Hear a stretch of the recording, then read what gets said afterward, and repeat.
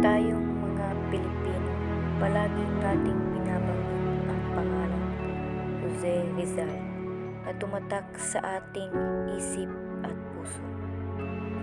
Sa panahon na naghihirap at inaapi tayo ng mga Kastila, ipinaglaban ni Jose Rizal ang ating bansa. Hindi siya sumuko sa hanggang makamit natin ang kalayaang Pilipino. At ako rin ay nangangarap kagaya niya. Sa huling wakas, mga kababayan ko, ipagpatuloy ang ating laban para sa tunay na kalayaan.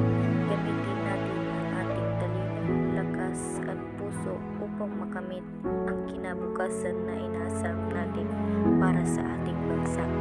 Sa bawat hakbang na aking isusulong, isaalang